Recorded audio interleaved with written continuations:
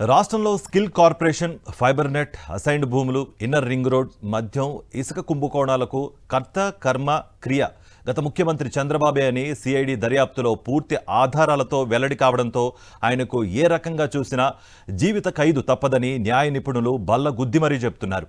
ముఖ్యమంత్రి హోదాలోనే చంద్రబాబు సర్వం తానై కుట్ర పన్నారు.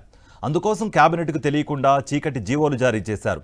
స్కిల్ ప్రాజెక్ట్, ఫైబర్ నెట్, బినామీల పేరుతో అసైన్డ్ భూములు పొందిన వారికి భూ సమీకరణ ప్యాకేజీ, మద్యం కొనుగోళ్లపై ప్రివిలేజ్ పన్ను, జీఎస్టీ ఎత్తివేత, ఉచిత ఇసుక విధానం ఇలా అన్ని కుంభకోణాలకు మార్గం సుగమం చేసేందుకు గత టీడీపీ ప్రభుత్వం వేర్వేరు జీవోలను జారీ చేసింది.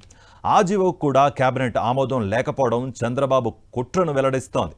ఆ జీవోలకు సంబంధించిన నోట్ ఫైళ్లను కూడా మాయం చేయడం గమనార్హం. మాయం చేసిన నోట్ ఫైళ్లను సిఐడి అధికారులు రిట్రీవ్ చేసి వెలుగులోకి తేవడంతో అన్ని కుంభకోణాల కుట్రలకు కీలక ఆధారాలు లభించినట్లయింది. చంద్రబాబు ముఠా గల్లంతు చేసిన అమరావతిలో అసైన్డ్ భూముల రికార్డులను సిఐడి వెలికితీసింది. స్కిల్ స్కామ్, ఫైబర్ నెట్ స్కామ్లలో కొల్లగొట్టిన నిధులు, చంద్రబాబు నివాసానికే చేర్చిన అవినీతి నెట్వర్క్ను బ్యాంకు ఖాతాల వివరాలతో సహా చేర్చింది. ఇన్నర్ రింగ్ రోడ్ అలైన్మెంట్ మార్పులు, ఫిట్ ప్రోకో కింద చంద్రబాబు కరకట్ట నివాసం పొందడం, హెరిటేజ్ ఫుడ్స్కు భూములు దక్కడం, చంద్రబాబు నారాయణ బినామీల పేరిట భూ సమీకరణ ప్యాకేజీ పొందడం మొదలైనవన్నీ రికార్డులతో సహా వెలుగులోకి వచ్చాయి. ఈ విధంగా చంద్రబాబు, లోకేష్, నారాయణల పాత్రలను స్పష్టం చేస్తూ పూర్తి డాక్యుమెంటరీ ఆధారాలు లభించాయి. మరోవైపు ఈ కుంభకోణాలన్నింటికీ చంద్రబాబే అనే కీలక సాక్షులు వాంగ్మూలాలు కూడా ఇచ్చారు. అది కూడా 164 సిఆర్పిసి కింద న్యాయస్థానంలో వాంగ్మూలాలు నమోదు చేయడం ప్రాధాన్యత సంతరించుకుంది. అసైన్డ్ భూములను అన్యాక్రాంతం చేయడం చట్టవిరుద్ధమని చెప్పినప్పటికీ చంద్రబాబు పట్టించుకోలేదని అప్పటి సిఆర్డీఏ ముఖ్య కార్యదర్శి, కమిషనర్, గుంటూరు జిల్లా కలెక్టర్ వాంగ్మూలాలు ఇచ్చారు.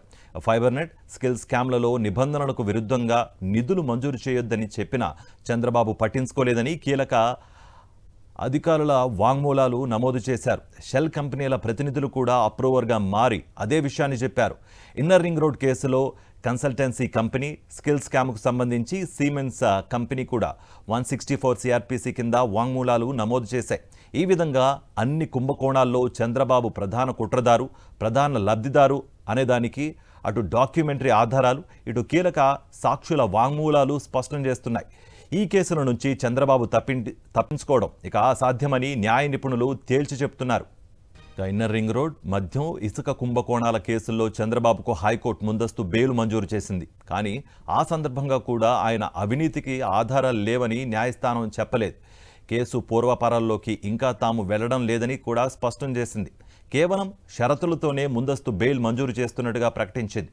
విచారణకు చంద్రబాబు సహకరించాలని, విచారణకు పిలిస్తే వెళ్లాలని కూడా చెప్పింది. కానీ హైకోర్టు తీర్పుకు వక్ర భాష్యం చెబుతూ చంద్రబాబు క్లీన్ చిట్ లభించినట్లుగా ఈనాడు, ఇతర ఎల్లో మీడియా హడావిడి చేయడం విస్మయపరుస్తోంది. సిఐడి సేకరించిన ఆధారాలతో నేరం రుజువు కావడం ఖాయమని న్యాయ నిపుణులు స్పష్టం చేస్తున్నారు. నేరం నిరూపితమైన తర్వాత ఒక్కో కేసులో చంద్రబాబుకు యావజ్జీవ జైలు శిక్ష పడుతుందని కూడా తేల్చి చెబుతున్నారు. ఆయనపై సిఐడి నమోదు చేసిన వివిధ సెక్షన్ల తీవ్రత, కేసుల విచారణ ప్రక్రియను నిశితంగా పరిశీలిస్తున్న నిపుణులు ఈ విషయంలో ఏకాభిప్రాయం వ్యక్తం చేస్తున్నారు. 3 కేసుల్లో హైకోర్టు నుంచి ముందస్తు బెయిల్ పొందిన టీడీపీ అధినేత చంద్రబాబు నేడు ఆ కేసుల దర్యాప్తు అధికారుల వద్దకు వచ్చి పూచీకత్తులు సమర్పించుకున్నారు. చంద్రబాబు హయాంలో జరిగిన ఇన్నర్ రింగ్ రోడ్డు, ఇసుక, మద్యం అక్రమాలపై కేసులు నమోదు చేయగా ఈ కేసుల్లో చంద్రబాబుకు హైకోర్టు ముందస్తు బెయిల్ మంజూరు చేసింది.